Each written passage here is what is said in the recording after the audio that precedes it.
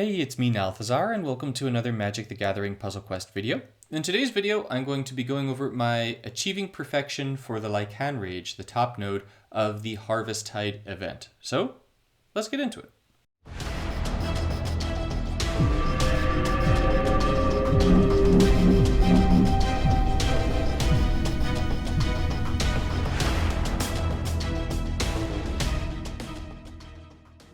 For the Lycan Rage, the top node, I'm going to be calling this the Werewolf node. We need to win the fight. We need to shift between day and night 5 or more times during the fight, and we need to cast 5 or more cards with Transform during the fight. So this is going to be a bit of a tricky node because we need to achieve 2 completely separate things 5 or more times. So Dawnbringer is going to take at least 5 turns, be it yours and your opponent's. And then as for casting 5 or more cards with Transform during the fight, we don't really have very much in the way of creature fetch that's going to be putting creatures directly into our hands. And so it's going to take you some time to be able to achieve that Transform objective. If you take a look at the cards that are currently in our disposal in Standard, as this is a Standard event, and then you type in Transform, it'll pull up all the different cards with Transform that are available to you that you can use in the event. I happen to have, I think, all of them. I might be missing one, but nonetheless, there are quite a few different cards that you can use in this event. For those of you that have access to most of the cards, or at least you're lucky enough to have specific ones, I would very strongly recommend that you use Tovolar, Dire Overlord. This card is going to be the best singular Transform card that you can use for the node. Not only is this going to succeed in counting as one of your Transform creatures, but beyond that, it's also got the ability on both its day side and its night side that makes it so that when a wolf or a werewolf deals combat damage to your opponent's Planeswalker, you draw a card. If it's on the night side, that card gains half its mana. If it's on the day side, it's going to gain 3 mana. This event is going to have a special support for this node. The special support is called Lycan Rage, and it has Day Shift. If it's night, wolf and werewolf creatures you control gain double strike and trample until end of turn. Then it also has in Activate 5 red, choose target creature. If that is a wolf or a werewolf creature, it gets +1/+1. Otherwise, it gains the werewolf subtype. So regardless of what creatures you put in your deck, this Activate 5 red ability is going to turn your creatures into werewolves. And then when it's nighttime, those werewolves are going to gain double strike and trample. So any creature that you wind up throwing into this event's node is going to ultimately get double strike, which is going to make it a little bit terrifying for you to complete all of your objectives because you need to cast 5 cards that have Transform, and you need to shift between day and night 5 times. And so if you're running big heavy hitters, you're going to kill your opponent really quickly. Back to Tovolar, the Midnight Scourge. When this one, or any other wolf you control hits, because of the double strike, if it's going to be night, and I have found in my playtesting with day and night that it's going to be night significantly more often than day, the requirement for it to become night from day is way easier than it is to make it shift from night back to day, right? So to go from day to night, it just requires that someone plays a turn without playing any cards. Whereas to go from night back to day, someone has to play 2 cards in their turn for it to shift back again. So with that, with Tovolar, you're going to just be drawing a ton of cards, you're giving them a ton of mana, and that's going to make it really a lot easier for you to achieve the Transform objective. Some other cards that I really like for the Transform objective, I really like the Brutal Cathar. Brutal Cathar is an 18 mana 2/2. And then this one has when a creature enters the when this creature enters the battlefield or transforms, exile target opposing creature. So with just all of the day-night shifts that I'm anticipating will happen in this node, you're going to get pretty heavy control. And the werewolf side is only a 3/3. So it's not going to kill your opponent too quickly with the double strike. It's going to pair very nicely with Tovolar to give you a bunch of card draw and some removal. So that's going to give you fantastic tempo and removal at the same time. In terms of some other cards to keep an eye out for this particular node, the Kessig Naturalist is going to be another one that's going to be pretty solid for you if you do not have the other cards that I have listed. This one's 11 for a 3/3 and has when it attacks, you gain 3 mana, so it's just going to serve as a bit of a mana battery. Both the day and the night side are going to serve as mana batteries, and it only has a maximum of 4 power. So this one here, I suppose while it's on the battlefield, your creatures with the wolf or werewolf sometimes get 1+1/+1. So it gets up to 5, but that's about the cap that I would use. This thing's going to be hitting for up to 10 per turn. But nonetheless, the mana gain is definitely going to be helpful. The other one that I really like for this particular node is this Outland Liberator. Outland Liberator is going to have the ability to kill itself in order to destroy opposing artifact or enchantment supports. Both sides of the wolf are going to have that ability. So if you're killing your opponent too quickly, you can just give it imminent death and sacrifice it. Your opponent does not need to have an artifact or enchantment for you to be able to do that. And if you'll take a look at these event supports, at the very least on the site right now, it shows them both as being enchantments with 4 shields, which implies that they are going to be able to be destroyed. So you could go ahead and use these Frenzied Trapbreaker / Outland Liberator to destroy your opponent's support on the first turn, or at least whenever it is that you're able to get this thing down. And then you don't quite have to worry about that horribly dangerous Dawnhart Coven support. So that's going to be really nice for you. On the common side, there really aren't all that many common cards that are going to be able to transform, and they're really not going to be all that great. Furthermore, on that note, I really don't think that Disturb is going to be the way to go here. None of the Disturb cards have a very solid power base, and so you're going to probably find that if you're using the Disturb cards, that you're going to have a hard time killing your opponent. The pro to the Disturb cards is that they pair very nicely with Gather the Pack, so you're going to be able to throw them in the graveyard and then ultimately get them out. But killing your opponent is going to be difficult, and given the dangerous nature of the Dawnhart Coven node and just the absolute terrifying nature of some of the cards that you're going to be coming up against, it'll be good to have just a little bit more power at your disposal. Now, I did mention commons, and the one common that I do kind of like for this node is the Village Watch. This is a 4/3 for 13, and the flip side is going to become a 5/4. Furthermore, your werewolves and wolves are going to have haste.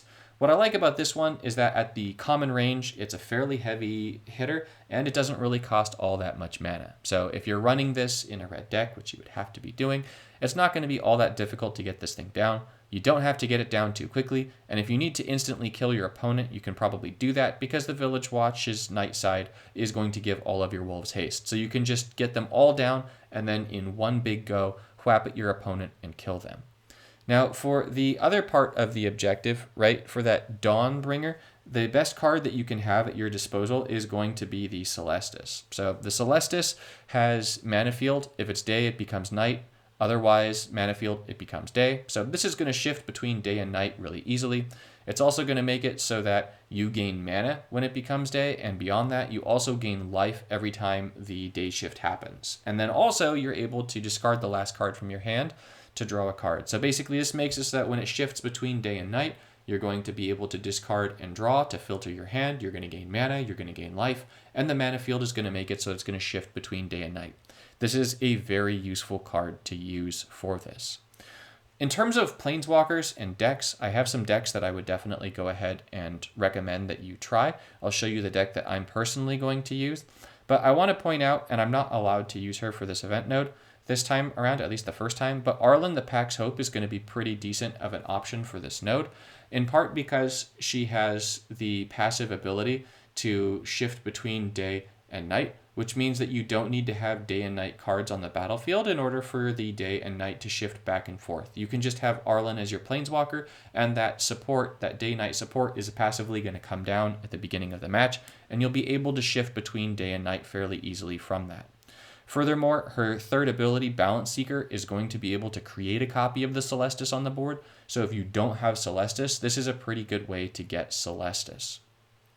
Furthermore, as I mentioned, it's probably going to be night pretty much all the time, and so you have this Ready ability that's going to be fueling mana into your transform cards, basically your wolves and werewolves, and it's also going to be converting gems to your Planeswalker colors. So Arlan will definitely be a solid pick for future runnings of this event, in the event that she is not out by the time the event rolls out. Now, as for you newer players, if you have access to Domri is going to be a phenomenal choice for this node.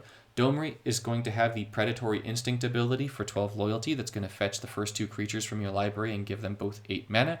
So that means it's just going to be able to be used fairly repeatedly, as 12 loyalty is not too much, to fetch your transform creatures and give them mana. So once you get enough of them, you just play them all down and kill your opponent and call it a day. In terms of what I would run for those creatures, I mentioned the Kessig Naturalist earlier because it's going to gain mana. I mentioned the Village Watch earlier just because it's going to be somewhat solid power and it's going to give your critters haste so that you can swing in and kill your opponent as needed. And then for the final choice here, I chose to put in Fangblade Brigand. This one is not exceptional in any way. It just happens to be a common uncommon that doesn't have too much power, and so as a result will be a solid card that you can throw into your deck.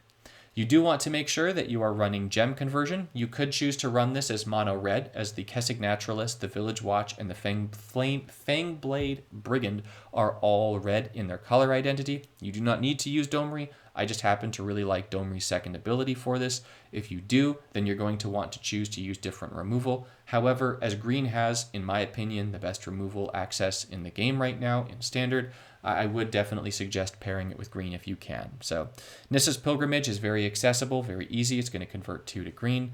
Skemfall Elderhall is another one. It's a common, so hopefully many of you have it. This is also going to convert gems to green. Binding the Old Gods is just a phenomenal removal card. It's one of the best removal cards in Standard. The first chapter of this saga is going to destroy a creature or a support. The second chapter is going to give you a land directly onto the battlefield. And the third chapter is going to give your creatures Berserker and Death Touch to kill whatever it is that your opponent might have on the battlefield. Mortality Spear is in here just for further creature or support removal. And then Demolish is here to be able to get rid of supports as well. Remember, it's going to be fairly important for you to get rid of your opponent's support in the event that it is destroyable. If not, you're going to want this in here anyways because, once again, there's no holds barred for your opponent. They don't have to do anything to slow themselves down, so you're going to be running into a lot of prismatic bridges. You want to be able to get rid of those as quickly as possible. Finally, the last cards are going to be card draw and things that are ideally going to also give you some mana. So things like Eureka Moment that's going to draw cards and convert gems, or Thrilling Discovery just because it happens to draw quite a few cards, are going to be fairly decent options. Now, if you can swap out Thrilling Discovery or the Eureka Moment for either Valakut's Awakening or Nahiri's Lithoforming, those would be significantly better options. And if you're able to swap out any of these wolves for any of the better wolves, like Tovolar, then I would definitely do that. One quick warning that I do want to pass out, though, in terms of those cards with Transform, is that you do want to be careful not to actually use the heavy hitters with Transform.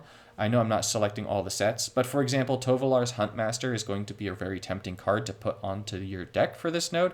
At 12 mana for a 6/6, potentially a 7/7, and 11 mana for that matter at night, this thing is going to be a 7/7 that creates 2 wolf tokens. That's going to be a total of 11 power, or a creature for 11 mana that's swinging at your opponent for 22 damage. It's going to kill your opponent in about 5 turns. You do not want to run this card in your deck, especially as you need to hit the objective of getting 5 things on the battlefield. Another one that can be fairly tempting to use is the Burly Breaker. However, for the same reason as the other one, this one at night is going to be swinging for 16 damage, and even during the day is a 6/5. You do not want to kill your opponent that quickly, so I also would not suggest running the Burly Breaker, just if you have the option to not run them, right? Just if you have the option.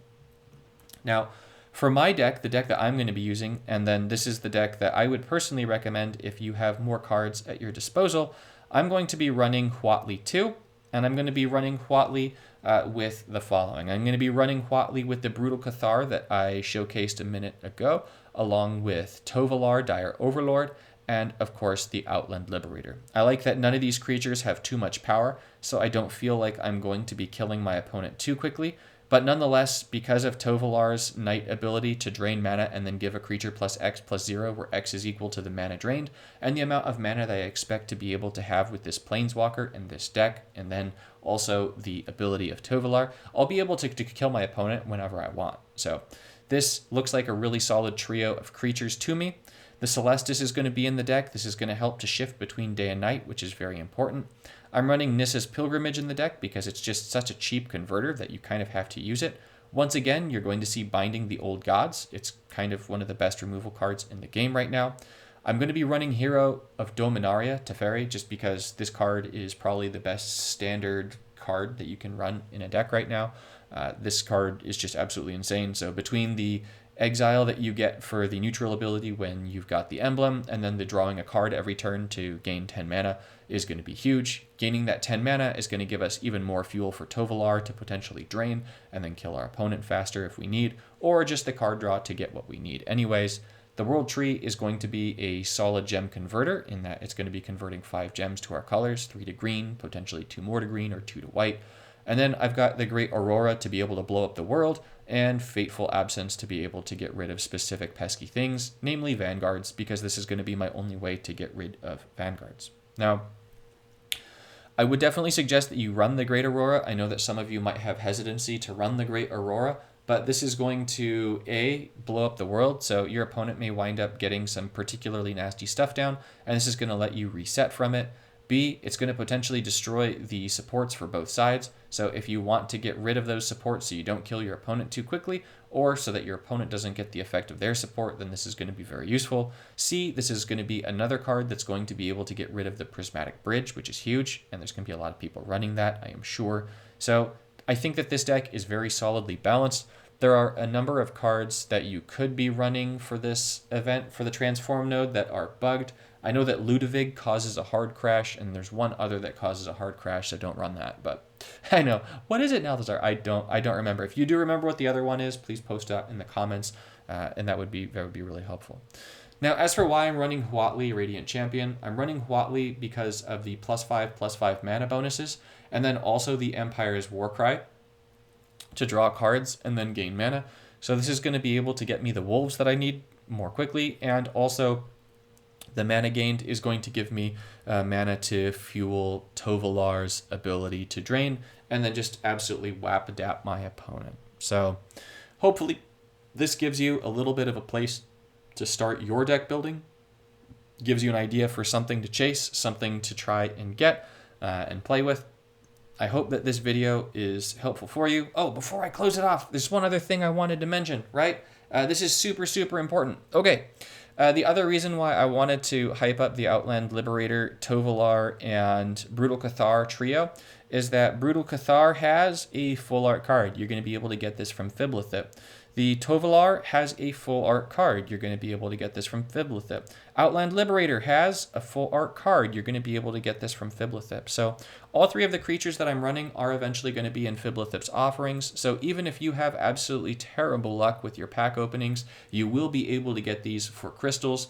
The rares are going to be 250 mana crystals to pick up each, and I believe that the Outland Liberator is going to cost 80. So all right, that's everything. So thank you all so much for watching, and before my computer runs out of power, I'll see you in the next one.